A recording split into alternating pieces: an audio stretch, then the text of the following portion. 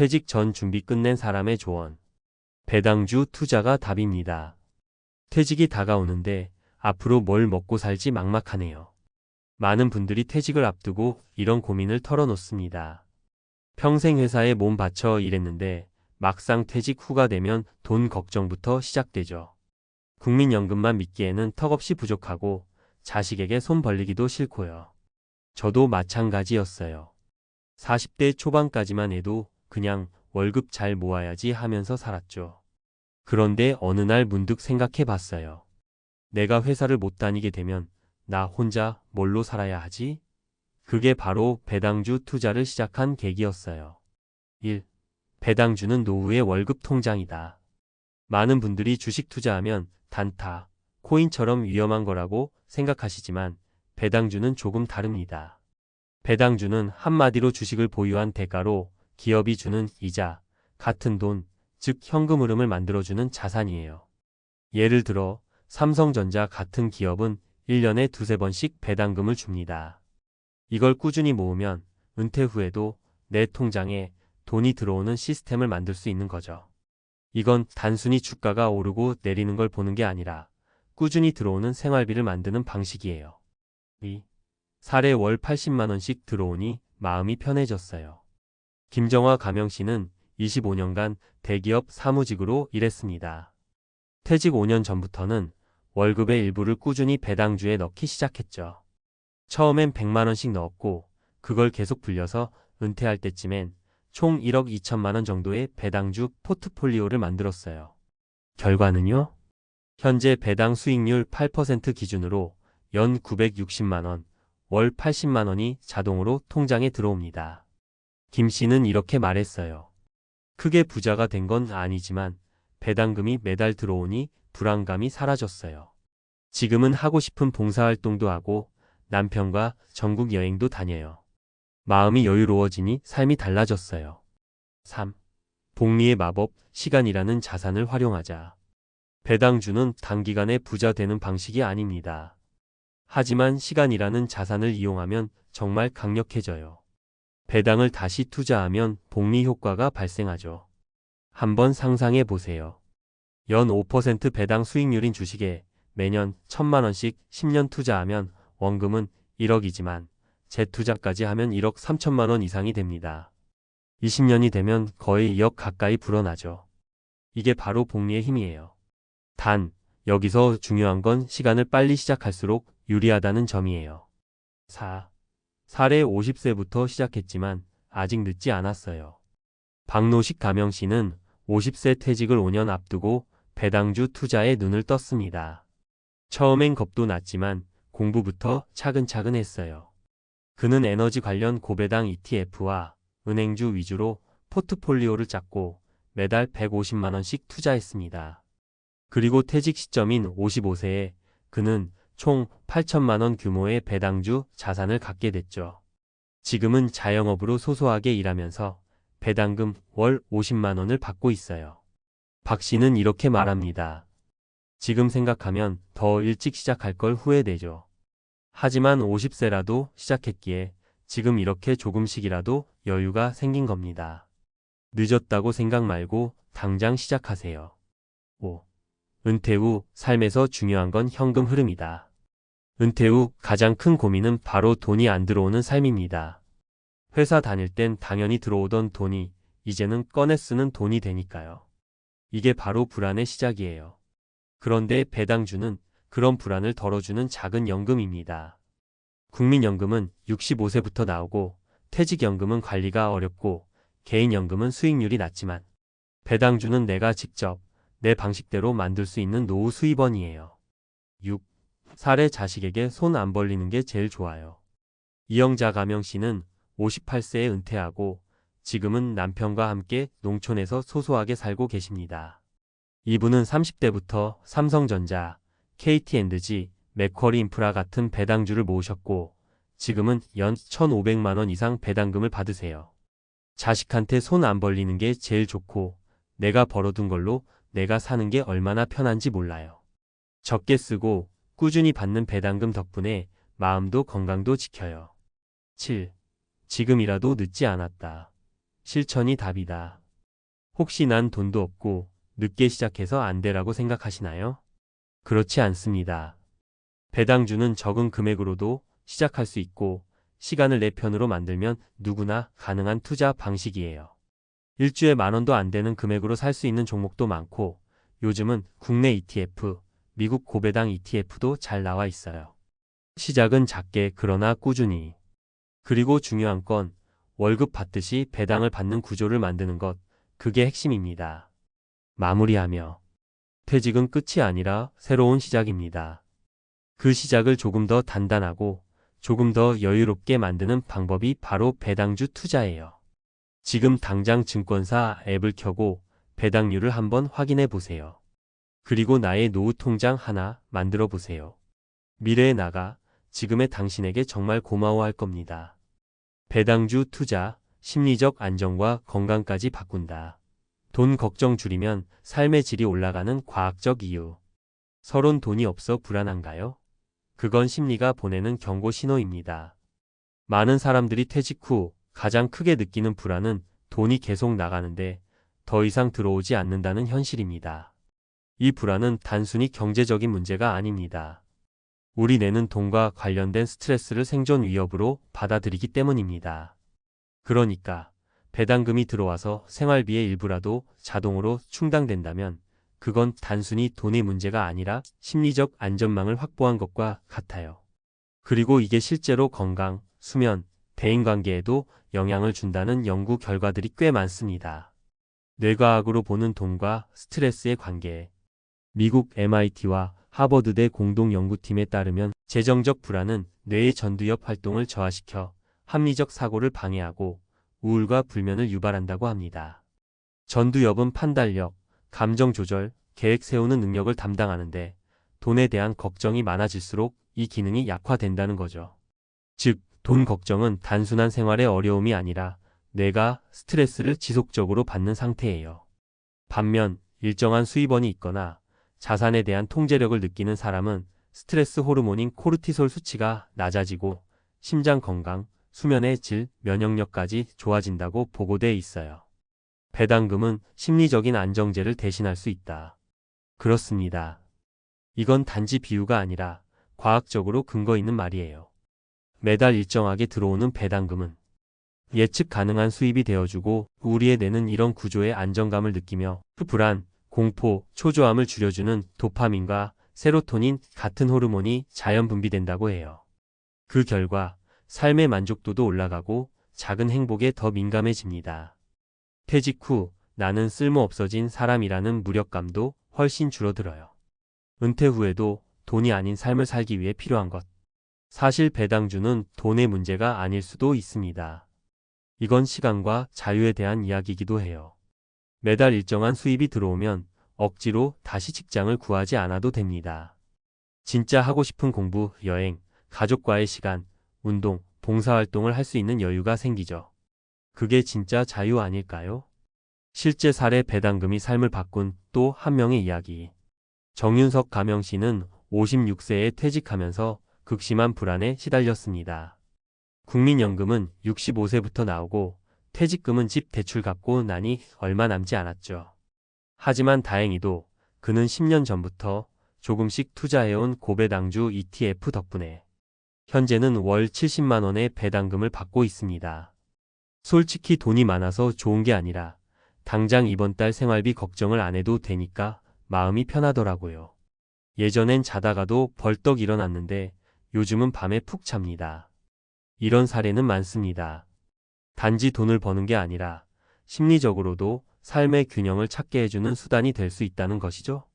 심리학자의 조언 은퇴 후에도 자율성과 성취감을 유지하라. 노년 심리학자 에릭 에릭스는 인간의 마지막 발달 과제 중 하나로 자율성과 자존감 유지를 꼽았습니다. 그런데 많은 퇴직자들은 소득이 끊기며 자존감이 함께 무너지는 현상을 겪습니다. 그 해결책이 꼭 이래서 버는 근로소득일 필요는 없습니다. 내가 만든 시스템이 나를 먹여 살린다는 경험, 즉 배당금처럼 수동적 소득도 자존감을 높이는 역할을 한다는 게 여러 연구에서 밝혀졌습니다. 정리하며 당신이 주체가 되는 삶을 위해 퇴직 후 가장 큰 위험은 돈이 없는 삶이 아니라 불안한 삶입니다. 그 불안을 줄여주는 첫 번째 무기가 바로 예측 가능한 현금 흐름, 그리고 그것을 만들어주는 배당주 투자입니다. 지금 당장 큰 돈이 없어도 시간이라는 자산과 복리라는 마법을 활용하면 은퇴 후에도 건강하고 안정적인 삶을 누릴 수 있어요. 지금 작은 한 주부터 시작해 보세요. 여러분의 노후는 불안이 아닌 여유와 자유로 채워질 수 있습니다. 12년 살고 깨달았다. 말레이시아 은퇴 이민 왜 다시는 추천하지 않나? 은퇴를 앞두고 있거나 이미 퇴직하신 분들이 가장 많이 하는 고민이 바로 이겁니다. 이제 어디서 어떻게 살아야 할까? 한국은 물가도 높고 병원도 복잡하고 세상살이가 빡빡하니까요. 그래서 많은 분들이 해외 은퇴 이민을 진지하게 고민하십니다. 그 중에서도 말레이시아는 한동안 은퇴자들의 천국으로 불렸죠. MMEH 말레이시아 마이 세컨드 홈 비자 혜택, 따뜻한 날씨, 저렴한 물가, 영어 가능 환경. 듣기만 해도 낙원처럼 들리잖아요. 하지만 저는 12년간 말레이시아에서 살아본 사람으로서 은퇴 후 삶의 현실을 깊이 체감한 한 사람으로서 정말 솔직하게 말씀드리고 싶습니다. 말레이시아 은퇴 이민 이제는 함부로 추천 못하겠습니다. 왜냐고요? 겉보기엔 천국 같지만 실제로 살아보면 생각보다 훨씬 복잡하고 불편한 점들이 많기 때문입니다. 그럼 지금부터 제 경험과 함께 은퇴자 입장에서 말레이시아 이민을 신중히 생각해야 할 이유를 말씀드릴게요. 1. 의료 시스템 생각보다 불편합니다. 처음 말레이시아 갔을 때 병원 시스템은 참 친절해 보였어요. 대기 시간도 짧고 시설도 깔끔했죠. 하지만 문제는 심각한 병이 생겼을 때입니다. 고혈압, 당뇨 같은 만성 질환은 그나마 관리가 가능해요. 그런데 암 같은 중증 질환이 생기면 그때부터 고민이 시작됩니다. 의료 수준이 나쁘진 않지만 한국처럼 빠르고 정밀하게 진단 치료받긴 어렵습니다. 수술 하나 받으려고 몇 달 기다리는 경우도 있었고요. 저희 지인 중 한 분은 갑자기 심장 문제가 생겨 말레이시아 병원에서 제대로 된 응급처치를 못 받고 결국 한국으로 급히 들어와 수술 받았어요. 응급 상황에서는 정말 막막합니다. 은퇴 후엔 건강이 가장 중요하잖아요.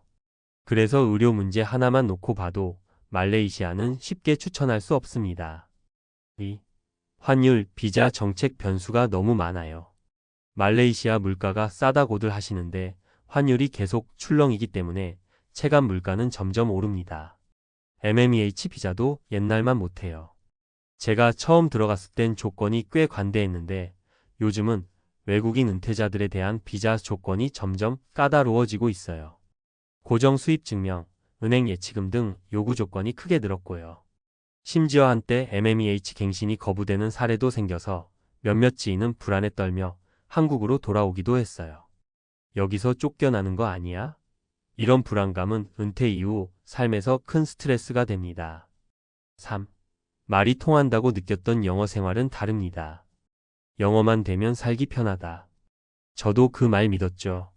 초기엔 시장, 병원, 택시 기사까지 영어로 대화가 되니 안심했습니다. 근데 오래 살다 보면 진짜 중요한 건 현지 언어와 문화입니다.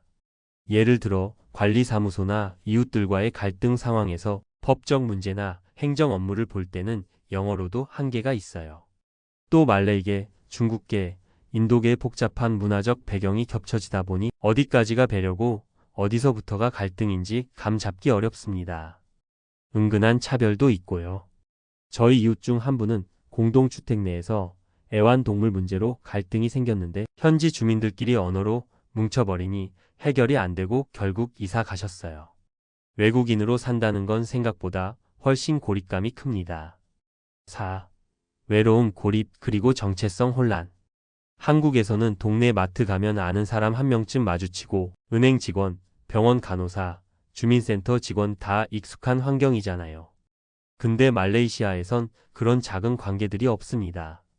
날씨는 덥고 친구 사귀긴 어렵고 가족들은 한국에 있고 처음 몇 년은 신나지만 5년 넘기면 외로움이 찾아옵니다. 실제로 귀국 이민하는 분들이 많아진 이유가 이거예요. 말레이시아가 나쁜 곳이 아니라 우리가 은퇴 후에 바라는 정서적 안정감을 주긴 어렵다는 겁니다. 사례일 건강 하나 때문에 결국 돌아간 68세 박 선생님. 68세의 박 선생님은 말레이시아 조호 바루의 집까지 사며 정착하셨던 분이에요. 하지만 3년 전 심장 관련 질환으로 응급 상황이 생겼고 현지 병원에선 수술 일정이 한 달 뒤로 밀렸습니다. 그 시간 동안 한국에 들어와 진단받고 수술까지 끝낸 거예요. 그때부터 박 선생님은 이렇게 말하셨어요. 아무리 물가 싸고 날씨 좋아도 건강 앞에선 다 소용없다. 지금은 서울 근교로 이사하셔서 재활 치료 중이세요. 사례의 외로움이 병보다 더 무서웠다. 마이너스 62세 최 여사님. 남편과 함께 은퇴 후 페낭으로 간 최 여사님. 처음엔 부부가 여행도 다니고 바닷가 산책도 하며 행복해했어요. 하지만 시간이 갈수록 외로움이 밀려왔죠. 현지 사람들과 친구가 되긴 어렵고 한국 커뮤니티도 점점 흩어지다 보니 하루 종일 말 한마디 안 하는 날도 생겼다고 합니다. 결국 사람이 있어야 사는 거구나라는 걸 깨닫고 작년에 한국으로 다시 귀국하셨어요. 사례3 비자 하나의 인생이 흔들릴 줄이야. 마이너스 70세 이씨 부부.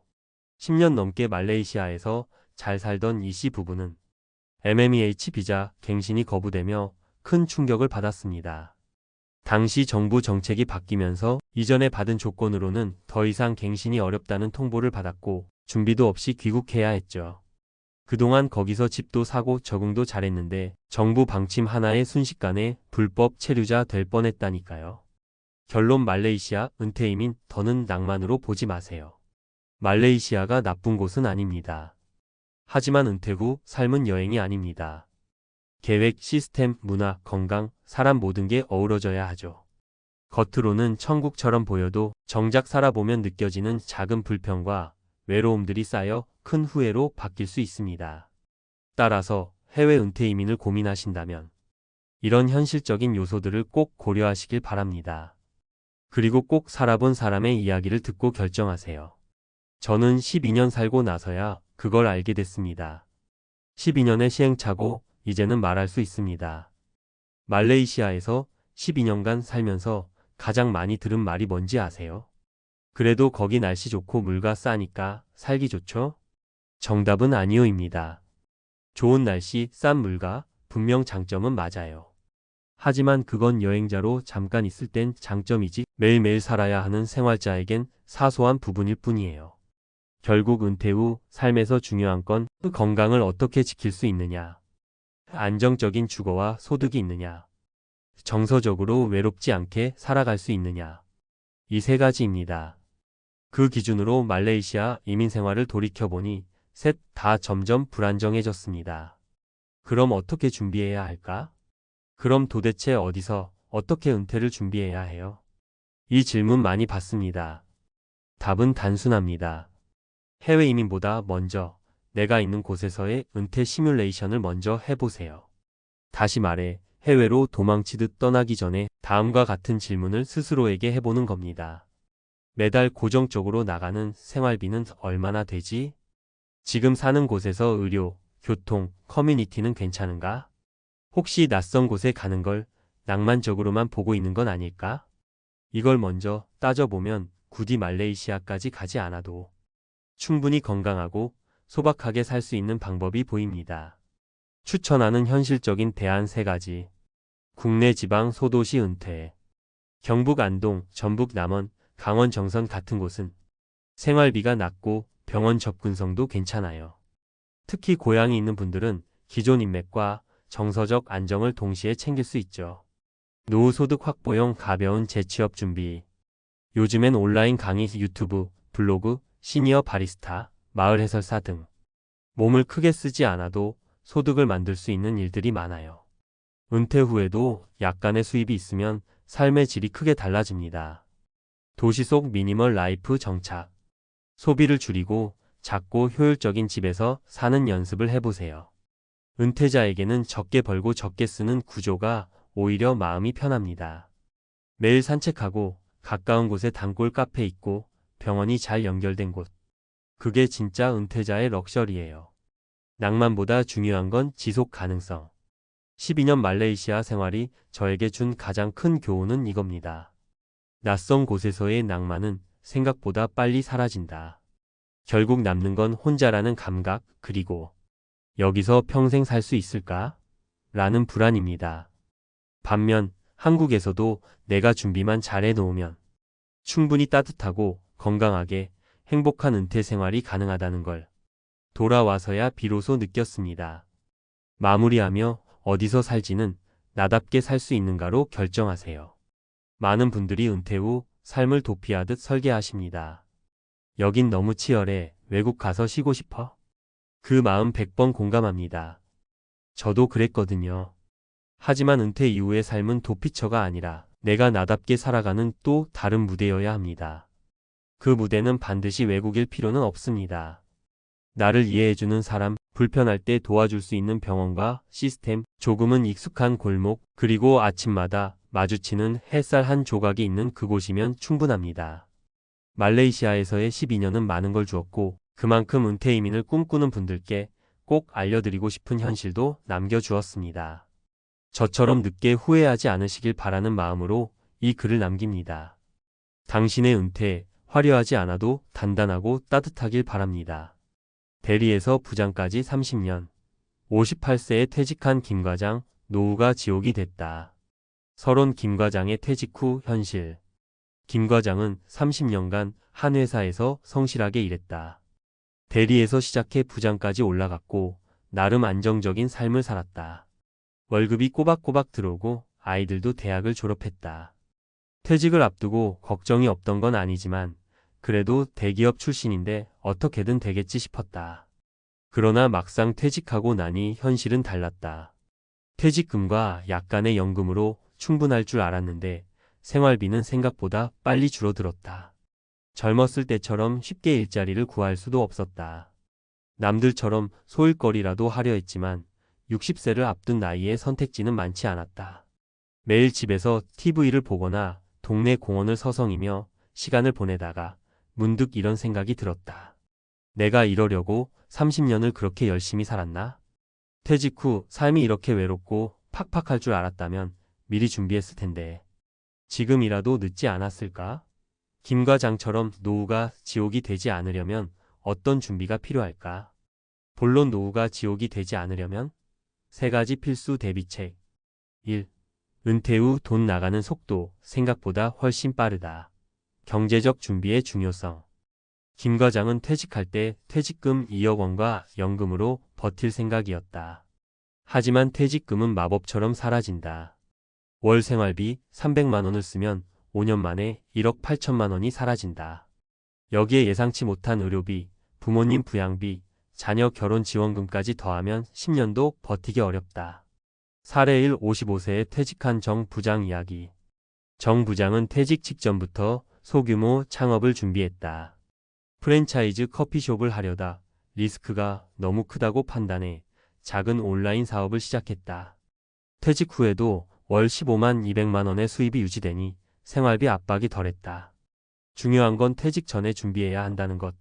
퇴직 후에 급하게 시작하면 대부분 실패한다. 핵심 조언.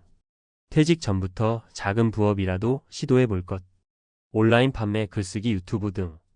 가급적 퇴직금에 손대지 않고 새로운 수입원을 만드는 것이 중요하다. 노후에는 돈이 적게 든다는 착각을 버리고 실제 예상 지출을 계산해 볼 것. 2. 퇴직 후 시간이 많다고 행복한 게 아니다. 사회적 관계 유지의 중요성. 김 과장은 퇴직 후 친구도 없고 할 일도 없었다. 회사 다닐 땐 동료들과 자연스럽게 술 한잔하고 대화했지만 퇴직 후엔 연락할 사람이 줄어들었다. 결국 고립감과 우울감이 몰려왔다. 사례 2. 59세에 퇴직한 박 과장 이야기. 박 과장은 퇴직 후 지역 커뮤니티와 봉사활동을 시작했다. 처음엔 낯설었지만 시간이 지나면서 새로운 친구들이 생겼다.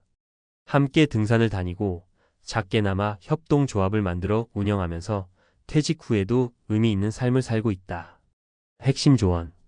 퇴직 후에도 소속감을 느낄 수 있는 활동을 찾아라. 동호회, 봉사활동, 재취업 등. 친구들과 지속적으로 연락하고 새로운 인간관계를 만들 것. 은퇴 후에도 일이 필요하다. 꼭 돈을 벌지 않아도 좋으니 사회와 연결될 수 있는 활동을 찾아야 한다. 3. 건강이 무너지면 모든 계획이 무너진다. 건강 관리의 중요성. 퇴직 후에는 병원비가 가장 큰 부담이다. 김 과장도 퇴직 전에는 건강에 자신이 있었지만 퇴직 후 운동을 하지 않고 집에서만 지내다 보니 당뇨와 고혈압이 찾아왔다. 체력도 예전 같지 않아 하고 싶은 일이 있어도 몸이 따라주지 않았다. 사례 3. 57세의 건강을 잃은 이 차장 이야기. 이 차장은 퇴직 후 건강을 방치했다가 뇌졸중이 왔다. 젊을 때야 문제가 없었지만 퇴직 후 운동도 안 하고 집에서 TV만 보다 보니 혈압이 올라갔다. 치료비로 연금의 절반을 써야 했고 결국 건강을 잃고 돈도 있는 악순환에 빠졌다. 핵심 조언. 퇴직 전부터 운동 습관을 들일 것. 특히 유산소 운동과 근력 운동이 중요하다. 퇴직 후에도 꾸준한 건강 관리가 필수. 식습관 조절, 정기 건강검진 필수. 건강을 잃으면 돈도 의미가 없다. 노후 준비에서 건강이 1순위. 결론. 은퇴 후 3. 준비된 사람만이 살아남는다. 김 과장은 퇴직 후 3년이 지나서야 깨달았다.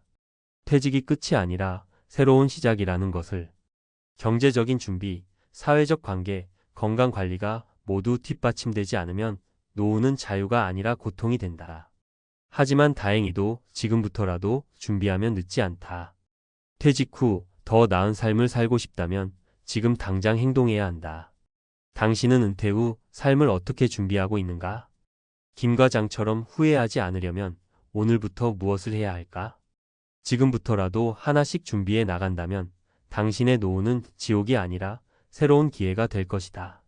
퇴직 후 3. 준비된 사람만이 살아남는다. 다음 내용. 노후를 위한 실질적인 대안과 과학적 근거. 앞서 우리는 퇴직 후 경제적 준비, 사회적 관계, 건강 관리가 중요하다는 점을 살펴봤다. 그렇다면 이제는 실질적으로 무엇을 어떻게 준비해야 하는지 구체적인 실행 방안을 논리적 근거와 과학적 지식을 바탕으로 제시하겠다. 1. 퇴직 후에도 돈을 벌 수 있는 현실적인 대안. 노후 자금이 충분하지 않다면 퇴직 후에도 현명하게 수입을 만들어야 한다. 디지털 경제 시대 5060대도 온라인에서 돈을 벌 수 있다. 많은 사람들이 퇴직 후 전통적인 아르바이트나 단기 일자리를 떠올리지만 최근 연구들은 디지털 경제가 중장년층에게도 새로운 기회를 제공한다는 점을 강조한다. 과학적 근거. 옥스퍼드 대학의 미래 직업 연구에 따르면 디지털 플랫폼을 활용한 경제활동은 나이에 상관없이 가능하며 특히 50대 이상의 경험이 많은 사람들이 온라인에서 안정적인 수입을 창출할 가능성이 높다고 분석했다. 2022년 맥킨지 보고서에서는 디지털 기반의 소득 창출이 은퇴 후 경제적 지속 가능성을 높이는 핵심 요소라고 강조했다. 실행 전략. 은퇴 후 자신의 경험을 활용해 온라인 강의, 쿠팡 플레이, 유튜브, 클래스 100일 등을 진행할 수 있다. 중고 물품 판매, 블로그 운영, 전자책 출판 등 소규모 온라인 비즈니스도 고려해 볼 만하다. AI 번역 도구를 활용하면 외국어를 몰라도 해외 판매나 글로벌 시장 진출도 가능하다. 사례 1. 60세 퇴직 후 유튜브로 수익을 창출한 박 부장. 박 부장은 원래 대기업 인사팀에서 일했다. 퇴직 후 갈 곳이 없었지만 자신의 회사 생활 경험을 살려 퇴직 후 재취업 전략을 주제로 유튜브를 시작했다. 처음에는 조회수가 낮았지만 6개월이 지나면서 구독자가 늘었고 현재는 월 10만 200만 원의 추가 수입을 얻고 있다. 핵심 메시지. 퇴직 후에도 우리가 가진 지식과 경험은 가치가 있다. 이를 디지털 경제에 접목하면 수익을 만들 수 있다. 2. 퇴직 후 우울증을 막는 두뇌 과학적 접근. 은퇴 후 무기력과 우울감을 극복하려면 뇌를 활성화해야 한다. 해마이포 캠퍼스와 전두엽 활성화가 은퇴 후 삶의 질을 결정한다. 과학적 근거. 해마이포 캠퍼스는 기억과 감정을 조절하는 역할을 하며 60대 이후 해마의 위축이 빠르게 진행되면 치매와 우울증 위험이 높아진다. 2021년 하버드 의대 연구에 따르면 퇴직 후 새로운 도전을 지속적으로 하는 사람일수록 해마와 전두엽 판단, 의사 결정 담당이 활발하게 작동하며 이는 정신 건강을 유지하는 핵심 요인으로 밝혀졌다. 실행 전략. 은퇴 후에도 새로운 기술을 배우는 것이 중요하다. 외국어, 악기, 요리, 코딩, 사진 등 정기적인 사회활동 및 인간관계 유지가 필수다. 커뮤니티 봉사활동, 취미 모임 등 운동이 뇌 건강을 지킨다. 유산소 운동은 해마를 활성화시키고 근력 운동은 전두엽의 기능을 유지시킨다. 사례 58세에 퇴직 후 새로운 도전을 시작한 최 과장. 최 과장은 퇴직 후 우울감에 빠졌지만 매일 새로운 요리를 배우고 이를 블로그에 기록하면서 삶의 의미를 되찾았다. 그는 연구 논문에서 새로운 기술을 익히면 도파민 분비가 증가하고 이는 퇴직 후 우울감을 막는 핵심 역할을 한다는 사실을 보고 실행에 옮겼다. 핵심 메시지: 퇴직 후에도 뇌를 계속 쓰는 것이 중요하다. 해마와 전두엽이 건강해야 은퇴 후 삶이 행복할 수 있다. 3. 100세 시대 건강유지법 - 장수하는 사람들의 비밀. 퇴직 후에도 건강이 뒷받침되지 않으면 모든 계획이 무너진다. 건강 수명을 늘리는 핵심 요소: 항염증 식단과 근력 운동. 과학적 근거. 2022년 WHO 연구에 따르면 건강한 노후를 위해 가장 중요한 요소는 항염증 식단과 근력 운동이다. 일본 오키나와 장수 마을 연구에서는 식물성 단백질과 항산화 물질이 풍부한 식단이 90세 이상 장수율을 높이는 핵심 요인으로 분석되었다. 근력 운동은 근육 감소 중 SARCOPENIA를 예방하고 낙상 사고를 줄이며 심혈관 건강을 개선한다. 실행 전략. 하루 30분 걷기, 주 3회 근력 운동, 스쿼트, 플랭크, 밴드 운동 등. 지중해식 식단, 올리브 오일, 견과류, 생선, 채소로 바꾸기. 하루 6시간 이상 양질의 수면 유지. 수면 부족은 노화 속도를 2배 빠르게 함. 사례 65세에도 건강을 유지하는 김 사장. 김 사장은 60세 퇴직 후에도 하루도 빠짐없이 근력 운동과 지중해식 식단을 유지했다. 친구들이 병원을 드나드는 동안 그는 65세에도 활력 넘치는 삶을 살고 있다. 퇴직 후에도 건강을 지키는 것이 최고의 재산이다. 라고 말한다. 핵심 메시지: 운동과 식단이 은퇴 후 삶을 결정한다. 건강한 노후를 위해 오늘부터 실천하라. 결론: 은퇴 후 삶, 준비된 사람만이 즐길 수 있다. 퇴직 후 삶이 달라지려면 미리 준비하고 실행하는 것이 중요하다. 1. 경제적 수입을 유지할 방법을 마련하라. 2. 뇌를 활성화하는 새로운 배움을 멈추지 마라. 3. 건강한 식단과 운동을 실천하라. 당신은 은퇴 후 어떤 삶을 살고 싶은가? 오늘부터 하나씩 실천해보자. 지금이 늦지 않은 최적의 순간이다. 퇴직 후 삶을 건강하고 풍요롭게 만들기 위한 여러분의 생각을 댓글로 남겨주세요. 한국보다 싸다. 라오스 팍세 은퇴 생활, 한 달 생활비 대공개. 한국에선 은퇴하고 나서도 숨 쉴 틈이 없어요. 생활비에, 의료비에, 자식들 걱정까지. 그래서 문득 이런 생각이 들더라고요. 그냥 조용한 해외 시골에서 한 달만이라도 살아보고 싶다. 많은 분들이 은퇴 후 삶을 꿈꿉니다. 여유로운 커피 한 잔, 시끄럽지 않은 아침, 따뜻한 햇살, 그리고 부담 없는 생활비. 그런데 현실은 정반대죠. 매달 고정 지출에 허리가 휘고 물가 상승은 무섭게 치솟고 건강도 걱정입니다. 그래서인지 요즘 은퇴자들 사이에선 해외 은퇴 생활에 대한 관심이 꾸준히 늘고 있어요. 특히 동남아 한 달 살기가 아니라 동남아 정착으로 눈을 돌리는 분들도 많습니다. 그 중에서도 오늘 소개할 곳은 바로 라오스 팍세 PAKS이라는 조용한 지방 도시입니다. 라오스는 태국 옆에 있는 내륙 국가로 물가도 낮고 사람들도 온순하며 은퇴 생활을 조용히 보내기에 딱 좋은 환경이에요. 특히 남부 지역 팍세는 관광지보다는 현지인 위주의 삶이 이어지는 소도시라 실생활 물가를 제대로 체감할 수 있는 곳입니다. 자, 그럼 본격적으로 팍세의 은퇴 생활비는 얼마나 되는지 실제 사례를 통해 알아보겠습니다. 1. 한 달 고정 생활비가 6,070만 원. 직접 살아본 사람의 이야기. 경기도 성남에서 택시 운전하다 은퇴한 박모 64씨는 2023년 말 팍세로 혼자 떠났습니다. 처음엔 한 달 살기 목적으로 갔지만 생활비를 계산해보고 깜짝 놀랐다고 해요. 진짜 놀랐어요. 월세 15만 원짜리 원룸에서 살아도 에어컨 나오고 온수 잘 나오고 와이파이 무료고요. 밥은 하루 2끼만 먹어도 충분하더라고요. 외식 한 끼가 3,000원에서 5,000원이면 해결돼요. 커피는 1,000원에서 2,000원. 박 씨의 한 달 지출을 정리해보면 이렇습니다. 월세 약 15만원. 식비 약 25만원 외식 중심. 교통비 약 5만원 툭툭 버스 이용. 기타 생필품 및 여가 비용 약 1,015만원. 총합 약 6,070만원. 한국에선 관리비만 해도 15만원이 넘는 집들이 많잖아요. 그걸 생각하면 이건 말 그대로 해방이에요. 노후 의료 걱정? 기본 진료비 2,000원 수준. 김모육 12씨 부부는 노후에 가장 걱정되는 게 바로 병원비였다고 해요.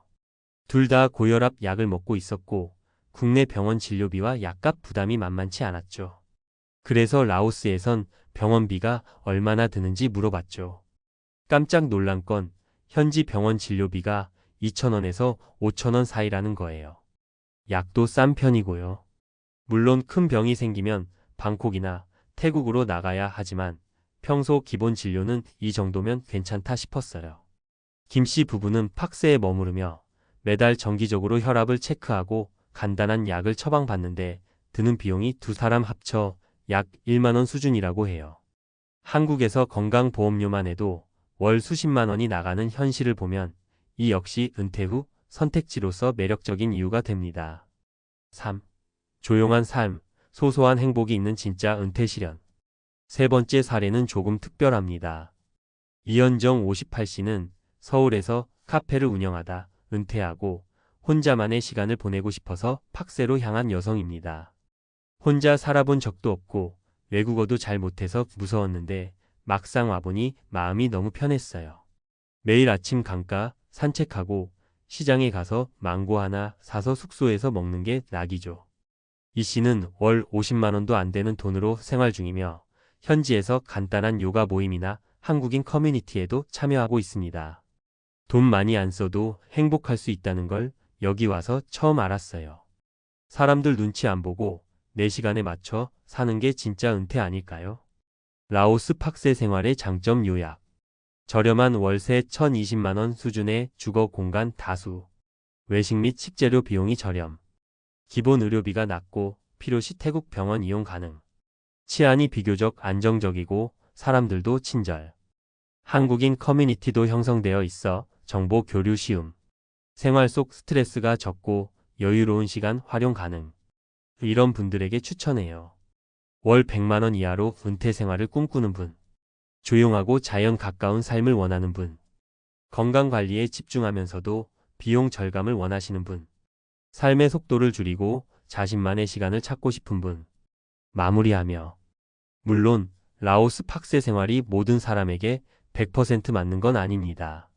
한국처럼 의료 시스템이 촘촘하지 않고 문화적으로 다른 점도 많아요.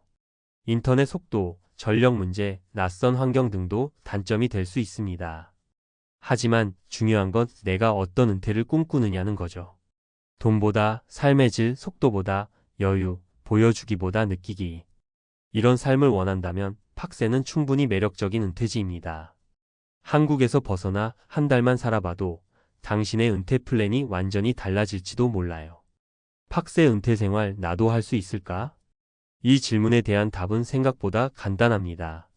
조금의 용기와 철저한 준비만 있다면 누구나 가능합니다. 다만 아래 세 가지 포인트를 꼭 체크해 보세요. 1. 월 얼마면 가능할까?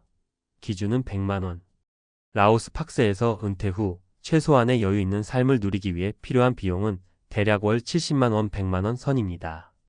이 안에는 주거비, 식비, 교통비, 취미생활비, 간단한 의료비 등이 모두 포함됩니다. 물론 더 아껴 쓰면 50만 원으로도 생활은 가능하고 더 쓰면 풍요로운 생활도 가능하죠. 핵심은 내가 얼마나 단순한 삶을 수용할 수 있느냐에 달렸습니다. 꼭 고급 아파트, 수입차, 매일 한우 먹는 삶이 아니어도 행복해질 수 있다는 걸 받아들인다면 팍세는 진정한 기회의 땅이 될 수 있어요. 2. 비자 문제 어렵지 않아요. 많은 분들이 외국에서 오래 살아도 되나? 걱정하시는데 팍세를 포함한 라오스는 30일 무비자 입국이 가능하고 현지에서 간단한 연장 절차를 통해 장기 체류도 가능합니다. 또한 태국 국경과 가까워서 비자령 국경 넘기로 체류 연장을 하기도 쉬운 지역이죠. 좀 더 안정적인 장기 체류를 원한다면 태국의 은퇴 비자처럼 라오스 내 장기 체류 비자 정보도 미리 알아보고 준비하면 훨씬 수월합니다. 3. 언어? 영어 조금만 해도 충분. 현지어인 라오어를 전혀 몰라도 살 수 있습니다. 왜냐하면 현지 상점, 숙소, 병원, 카페 등은 대부분 영어로 간단한 소통이 가능하거든요. 또 라오스는 프랑스 식민지였던 영향으로 영어보다 불어를 쓰는 사람도 일부 존재하지만 여행자나 은퇴자들을 자주 접하는 상점에서는 영어에 익숙한 경우가 많습니다. 가장 중요한 건 자신의 태도예요. 말이 잘 안 통해도 미소를 지으며 제스처를 써가며 소통하면 대부분 따뜻하게 받아들여줘요. 한국에서의 복잡하고 날-선 관계들에서 벗어나 인간적인 교류가 회복되는 느낌을 받을 수도 있습니다. 팍세 생활, 내 삶을 바꾼다는 건 사실 해외 은퇴 생활이라고 해서 거창할 건 없습니다. 그저 하루하루 걱정 없이 작은 것에 감사하며 사는 삶이죠. 누군가에겐 낯설고 불편할 수 있지만 또 누군가에겐 잊고 있었던 삶의 본질을 되찾는 경험이 될 수도 있어요. 예를 들어볼까요? 서울에선 2,000원 커피 한 잔도 아껴야 했던 분이 팍세에선 강가에서 1,000원 커피 마시며 해지는 걸 바라볼 수 있어요. 전세금 고민에 잠 못 들던 분이 월세 15만 원 숙소에서 새소리 들으며 자는 여유를 느껴요. 나이 들면 할 게 없다던 분이 시장 가서 현지인과 눈 마주치며 삶을 나누는 법을 배우게 돼요. 지금 준비한다면? 실전 팁? 혹시 그래도 막막해요. 어디서부터 준비하죠? 라고 생각하셨다면 아래 단계로 하나씩 시작해 보세요. 한 달 예산표 작성해 보기. 은퇴 후 월 100만 원 이하로 살 수 있는지 시뮬레이션 해보기. 팍세 한 달 살기 임시 계획 짜보기. 항공권, 숙소, 한 달 살기 비용 조사. 해외 생활 커뮤니티 들어가기. 네이버 카페, 유튜브, 페이스북에 있는 라오스 은퇴생활 정보 커뮤니티에서 정보 수집. 한번 다녀오기. 실제로 한 달 살아보며 나한테 맞는지 몸으로 확인. 마무리하며. 라오스 팍세는 화려하지도 특별하지도 않습니다. 하지만 그만큼 진짜 삶에 가까운 도시입니다. 조용히 나의 속도대로 하루를 살아가는 그곳에서 은퇴 후에도 사는 맛을 느끼고 싶은 분이라면 꼭 한번 경험해 보시길 추천드려요. 당신의 은퇴 꼭 고층 아파트에서 시작할 필요는 없습니다. 작지만 충분한 행복은 의외로 외국의 조용한 골목길에 숨어 있을지 모릅니다.